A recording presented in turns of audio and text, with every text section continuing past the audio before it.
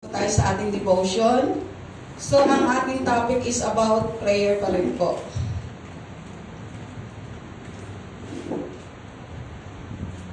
So, ang ating title po sa umagang ito ay tungkol po sa mabisang pananalangin.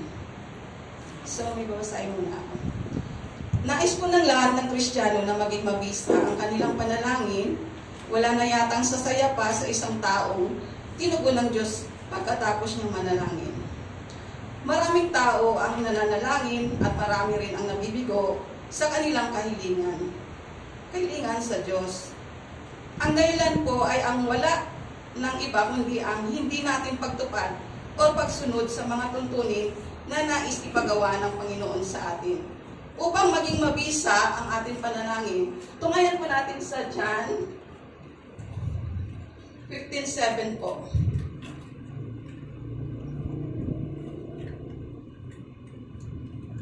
Kung nananatili kayo sa akin at nananatili sa inyo ang aking mga salita, hingin ninyo ang anumang nais ninyo at matutupad iyon para sa inyo.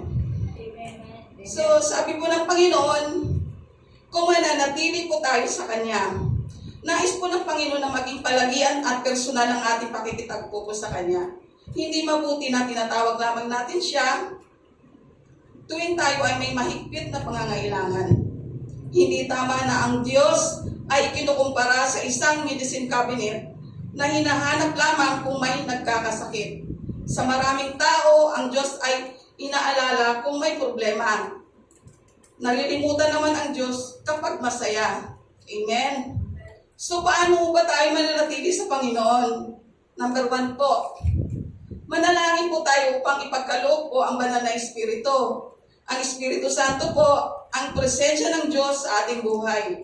So sabi nga po sa 3:16 ng 1 Corinthian, hindi ba ninyo alam na ang inyong katawan ay templo ng Diyos at naninirahan sa inyo ang kanyang Espiritu. So, nasa atin na po ang banal na Espiritu na nananahan po sa atin. So, ano po ang dapat natin gawin? Kundi mamuhay po ng kabanalan.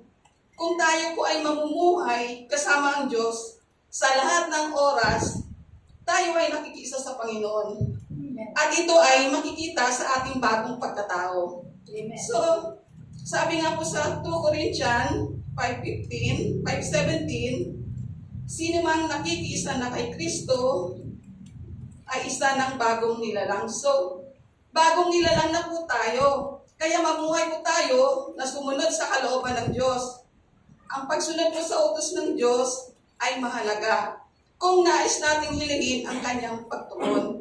So, tumutugon lamang po ang Diyos nang ayon sa kanyang kalooban. Hindi maaaring tugunin ng Diyos ang salungat sa kanyang kalooban.